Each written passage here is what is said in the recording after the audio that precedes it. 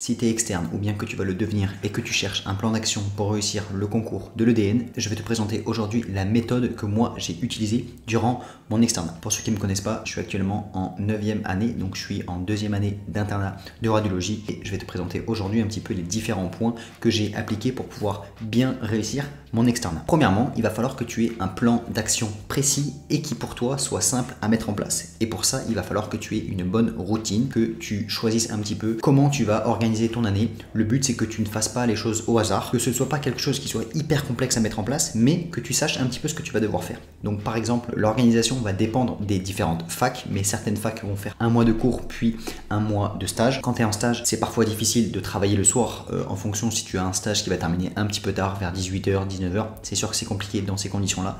Donc tu peux te dire que par exemple, lorsque tu as stage, tu vas en stage, tu essaies de t'investir le plus possible. Je ferai une vidéo dédiée un petit peu sur comment utiliser au mieux son stage, mais déjà ce que je peux te conseiller, c'est de t'investir au maximum quand tu es aux urgences, d'essayer de bien aller voir les patients, de comprendre au maximum les pathologies, de comprendre les traitements, de faire des petites recherches, etc. Si tu vas dans ton stage à reculons, malheureusement tu vas perdre du temps et chaque fois un mois perdu, c'est quand même compliqué. Donc tu peux utiliser le stage à bon escient et donc tu peux te dire quand je suis en stage, par exemple, je suis à fond dans mon stage et le soir, par exemple, je vais faire mon sport 3-4 fois par semaine et ensuite je vois aussi un petit peu mes amis. Donc tu peux te dire, ok, dans ces moments-là, évidemment, j'ai pas trop le temps de travailler. Ceux qui ont des stages dans lesquels ils peuvent finir un petit peu plus tôt ou ils peuvent un petit peu s'arracher du stage, des fois les après-midi, etc.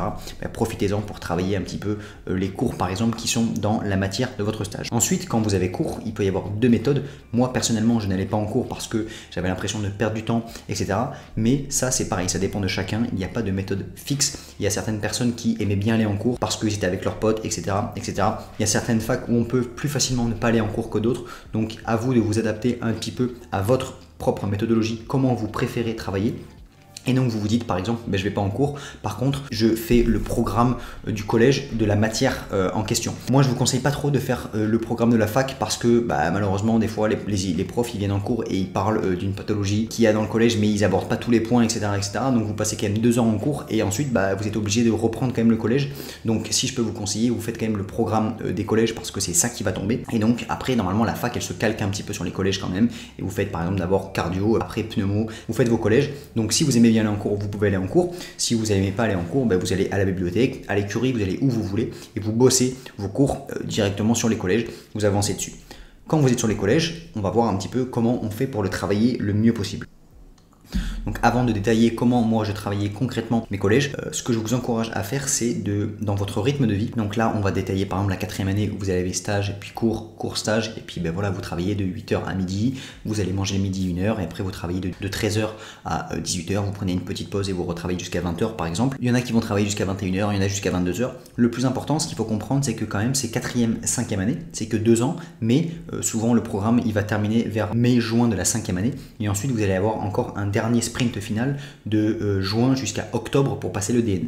Donc c'est rapide, c'est que 2 ans, mais d'un autre côté c'est quand même assez long. Donc je vous encourage à avoir un rythme que vous allez pouvoir tenir, dans lequel vous vous sentez bien et vous êtes équilibré. Si c'est trop intense, etc., que vous n'êtes pas avec vos potes, que vous êtes tout seul, que vous ne faites pas de sport, que vous n'avez pas de moment de plaisir, que vous ne prenez jamais de week-end, vous allez péter un câble. D'accord? Donc moi, ce que je peux vous encourager, c'est de choisir un rythme dans lequel vous allez bien vous sentir. Et le plus important de tout, si vous deviez retenir une seule chose, régulier. Si vous êtes régulier, que vous suivez simplement votre plan et que vous vous sentez bien là-dedans, là, vous allez pouvoir être épanoui, vous allez pouvoir être pas trop stressé et voilà, travailler correctement. Et on va voir juste après comment finalement on travaille correctement. Mais ce que je peux vous encourager vraiment, c'est d'être le plus équilibré possible, donc de mettre du sport au moins 3 fois dans la semaine. Franchement, c'est quelque chose qui est pour moi quasiment indispensable. Ça va dépendre des personnes. Certaines personnes sont moins sujettes au sport, etc. Mais même si vous ne faites pas de sport, s'il vous plaît, faites-en un petit peu. Ça peut être de la marche simplement, ça peut être d'aller marcher une demi-heure autour de chez vous, ça peut être d'aller à la salle de sport, ça peut être de faire tout et n'importe quoi. 2 astuces. La première, c'est de faire un sport qui soit simple à mettre en place, qui soit facile. Si vous le faites régulièrement, c'est sûr que d'aller courir autour de chez vous, c'est simple. Vous prenez les chaussures, vous allez courir. Si c'est la salle de sport, si elle est pas loin, que vous mettez 10-15 minutes à y aller, que vous faites votre séance, ça va. Mais c'est sûr que si vous mettez une demi-heure, qu'il faut du matos, etc., etc., ça va être compliqué et vous allez avoir l'impression de perdre trop de temps et d'investir trop de temps dans ça. Ce que je vous conseillerais, ce serait de faire quelque chose qui soit facile à mettre en place. Ça peut être d'aller à un parc extérieur faire un petit peu de musculation, ça peut être d'aller courir, ça peut être de marcher, ça peut être de faire plein de choses, même si vous avez, par exemple, vous faites de la danse, que vous allez dans un club qui soit pas loin, etc., etc. Franchement, c'est top. Donc ça, je peux vous encourager un maximum. Et le deuxième truc, c'est de le faire avec quelqu'un. Le mieux, c'est avec un étudiant en médecine comme vous tirez un peu vers le haut, etc., etc. Mais moi, personnellement, j'allais à la salle de sport quasiment tous les soirs. J'allais avec mon pote d'enfance, on allait tous les soirs à la salle. Et voilà, le fait d'être avec quelqu'un, qu'il soit en médecine ou pas, juste d'être avec quelqu'un, ça vous motive à y aller. Et quand vous n'avez pas envie, lui il a envie. Quand vous avez envie, lui il n'a pas envie, et vous vous motivez et vous tirez un peu vers le haut. Donc voilà, c'est vrai que quand vous êtes isolé, etc., certaines personnes préfèrent être un peu dans leur bulle. Franchement, moi je trouvais que d'être avec quelqu'un, c'est vraiment un hack, une astuce vraiment qui vous permet de tenir cet engagement sur le long terme et puis d'avoir un petit peu de vie sociale quand vous travaillez toute la journée. Même si vous travaillez à l'écurie, à la bibliothèque avec des gens, en fait malheureusement vous êtes quand même isolé. Donc c'est cool d'avoir le soir un petit défouloir et en plus vous êtes avec un pote ou une pote, donc ça c'est un bon point. Et donc ça rejoint le point suivant, c'est d'avoir un bon entourage. Ça c'est indispensable, je vous conseille vraiment d'avoir un bon entourage qui va vous tirer vers le haut, des gens qui sont motivés, le but c'est d'avoir des gens qui sont déter. Si vous avez que des gens qui s'en foutent du classement, qui veulent juste faire Medj, finir cette, malheureusement vous n'allez pas vous tirer vers le haut. Donc si vous avez de bonnes ambitions, entourez-vous d'une bande de potes qui eux sont motivés, allez travailler au même endroit. Moi personnellement je bossais à la bibliothèque, j'étais motivé. J'avais quelques potes, après je parlais pas trop avec eux la journée, etc. Mais j'y allais, on voyait qu'on était là et ça nous motivait. Moi j'étais quasiment le premier à la bibliothèque, c'était quelque chose de motivant pour moi. Moi j'avais une autre bande de potes qui eux travaillaient ensemble à leur même écurie, ils bossaient à fond tout le temps ensemble. Quand vous bossez ensemble, évidemment on n'est pas là à discuter, etc. Mais des fois entre les pauses ils se posaient des questions, ils se faisaient des petits moments QCM à 17h, à 20h, le dimanche, etc. Et ils se tiraient vers le haut. Voilà. Quand il y en a un qui venait pas, ils se demandaient et ils se culpabilisaient par rapport aux autres. Alors que si vous êtes tout seul, si ce jour-là vous êtes tout seul à bosser chez vous et que vous avez rien fait de la journée, il n'y a personne pour vous taper sur les doigts. Donc après ça va dépendre des types de personnes, il y en a qui préfèrent être chez eux tout seul. Moi j'avais un étudiant avec qui j'ai discuté un petit peu et qui m'a dit que lui, la journée, il avait besoin par exemple de parler à haute voix, etc. pour pouvoir réviser ses cours, pour pouvoir les comprendre. Donc là il n'y a pas de problème. Vous pouvez par exemple travailler la journée chez vous, soit faire que le matin par exemple à la bibliothèque pour faire des QCM, ou bien y aller le week-end, ou bien y aller par exemple que le soir de 17 à 20h, une petite pause une fois que vous avez bien travaillé la journée. Voilà. Mais essayez d'avoir des moments où vous travaillez quand même dans un bon environnement, où ça vous motive. Donc ça peut être votre rendez-vous si vous avez des conférences 2 fois par semaine et que ça vous suffit de simplement voir vos potes durant les conférences, ça peut être bien.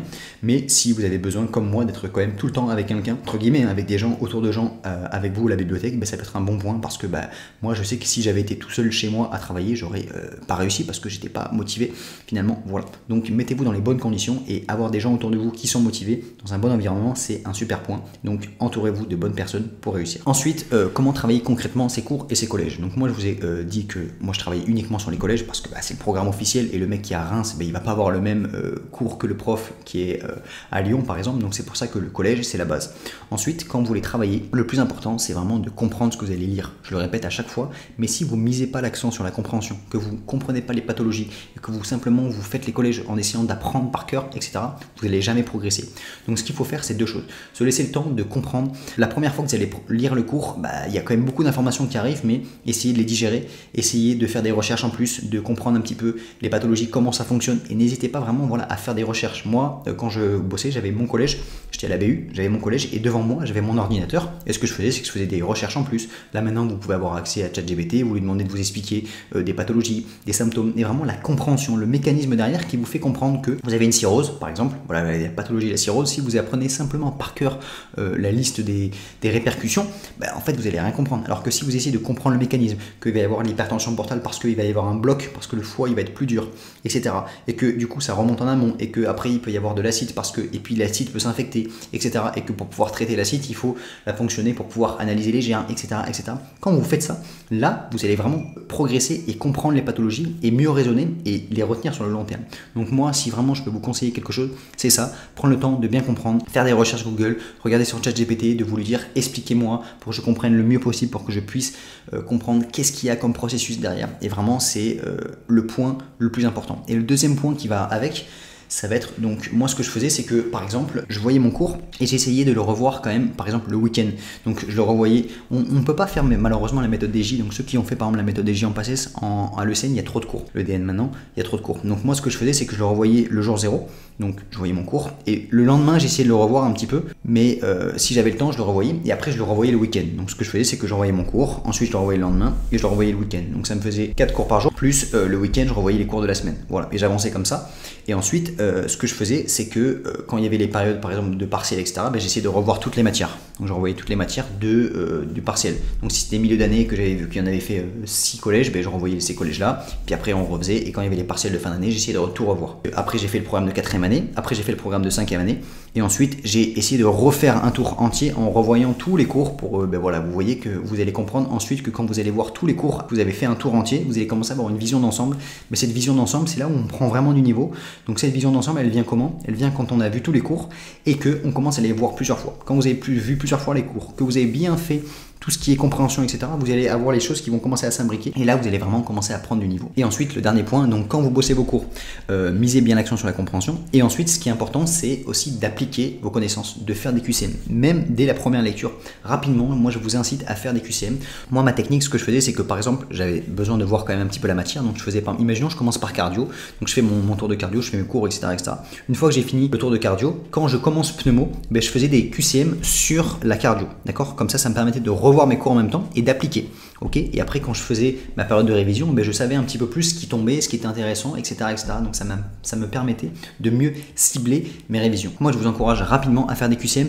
Donc au niveau des différentes plateformes, ben, il peut y avoir la base, c'est UNES, c'est CIDES. Donc vraiment, faites-les là-dessus. Quand vous avez fait tous les trucs à 3, 4, 5 étoiles, vraiment, il y a déjà pas mal de cours, vous pouvez faire des dossiers. Au début, les dossiers, c'est le plus important parce que c'est ce qui va vraiment vous permettre de comprendre les pathologies. Après, vous pouvez faire aussi des questions isolées, mais en premier lieu, d'abord des dossiers parce que c'est vraiment le plus important. Vous pouvez faire à la fin des collèges aussi, il y a des dossiers progressifs. Là, pareil, ça a été fait par les mecs qui font les collèges, donc c'est intéressant aussi de faire les dossiers progressifs de la fin des collèges. Voilà, donc si vous mettez bien l'accent sur la compréhension, que vous faites des QCM régulièrement pour bien comprendre un petit peu et appliquer vos connaissances, déjà, vous êtes sur une bonne voie. Ensuite, il faut, comme je vous ai dit, avoir un rythme qui soit régulier, travailler régulièrement, pas se mettre un rythme trop intense. Ne croyez pas que c'est en bossant dès la 3e année 15 heures par jour que vous allez terminer major. Ça va pas marcher comme ça. Vous allez vous écrouler en plein vol, vous allez vous arrêter pendant 3 mois, vous allez avoir la flemme complète et puis après vous allez reprendre par à coup. Et c'est le meilleur moyen de perdre sa motivation, de se dire que ça nous saoule et tout. Donc prenez-vous un rythme qui soit bien, qui soit régulier, soyez dans une bonne dynamique.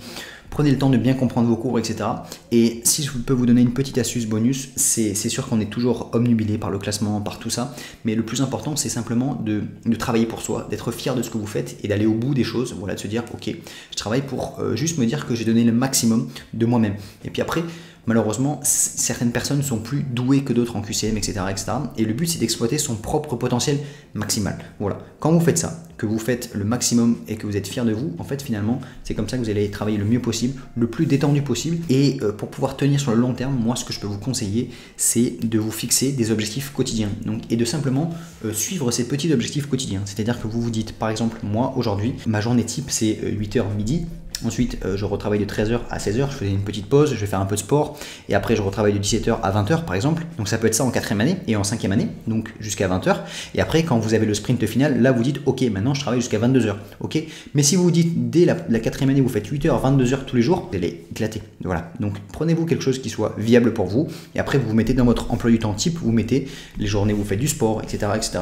Moi j'ai déjà détaillé dans une vidéo, mais je le referai, ma journée type quand j'étais vraiment en 6e année, là où j'étais à fond, et ça vous pourrez l'appliquer quand vous faites le sprint final de juin à peu près jusqu'à octobre de l'EDN, mais inutile de travailler comme un malade mental à vous épuiser trop tôt, ok? Ça vraiment c'est important à comprendre. Voilà, et après dernière petite chose, moi je vous encourage à ne faire aucune impasse, donc c'est-à-dire de travailler tous les cours de tous les collèges. Alors il y en a qui sont plus importants que d'autres, je ferai une vidéo pour aussi comprendre ça, qu'il y a des cours qui sont plus importants, il y a des éléments où il faut plus mettre l'accent dessus et les revoir plus précisément que certains cours, et ça c'est, vous verrez qu'à force de faire des QCM, vous allez comprendre un petit peu ce qui tombe. Et ce qui est important à comprendre, c'est que c'est la règle du 20-80, c'est-à-dire qu'il y a 20% du programme qui vont correspondre à 80% des questions, donc si vous passez trop de temps sur des trucs qui tombent pas, ben en fait vous n'êtes pas pertinent, et c'est ça le plus important dans vos révisions, c'est d'être pertinent. Je vous souhaite de bonnes révisions, je vous souhaite bon courage pour cet externat, pour ceux qui commencent ou ceux qui sont déjà dedans. Je vous dis à la prochaine, ciao.